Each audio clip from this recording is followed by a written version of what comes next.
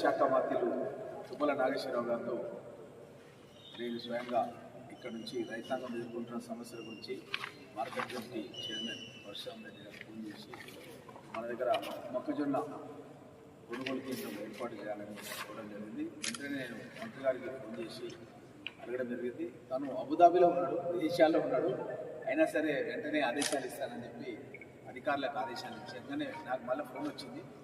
ఎప్పుడు ఓపెన్ చేయాలి, ఎక్కడ చేయాలంటే ఆదివారం వేరేసరి కూడా ఓపెన్ చేయాలని ఇక్కడ మన వెంకటరెడ్డి మరియు వాళ్ళ యొక్క అధికారులు కూడా నాతో మాట్లాడడం జరిగింది.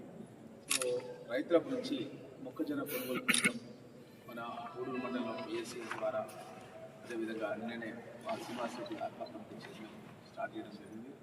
అదేవిధంగా ఈరోజు పరిగిలో కూడా స్టార్ట్ చేయడం జరుగుతుంది. ఇప్పుడే కొంతమంది రైతు సోదరులు రావులపల్లి నుంచి కోరుతున్నారు ఏంటంటే ఇక్కడ ఒక తెల్ల జొన్న కూడా రావులపల్లి పరిసర ప్రాంతాల్లో హైబ్రిడ్ కూడా వేసినారని తెలియజేస్తున్నారు.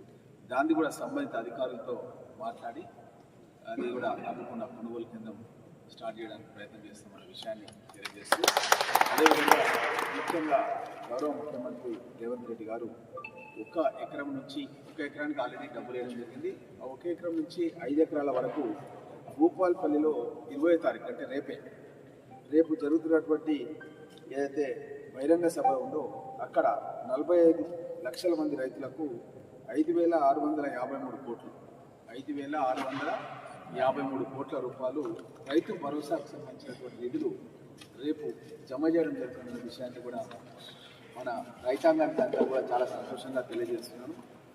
ముఖ్యంగా గత ప్రభుత్వం 8 లక్షల కోట్ల రూపాయల అప్పు చేయడం మూలంగానే కొంత ఆలస్యమైనప్పటికీ కూడా ఏదైతే రైతులకు సంబంధించిన ఫలాలు నిర్ణీత సమయంలో అందించడం కష్టమైనప్పుడు కూడా అహోరాత్రులు కష్టపడి మన గౌరవ ముఖ్యమంత్రి గారు రైతులకు ఇచ్చిన మాటను నిలబెట్టుకోవడానికి ఎన్ని ఎకరాల భూమున్నా సరే సేద్యం చేసే ప్రతి రైతు కూడా 6 నెలలకు ఒకసారి 6,000 రూపాయలు వేసే కార్యక్రమాన్ని ఇది 4వసారి మన ప్రభుత్వం వచ్చిన తర్వాత 4వసారి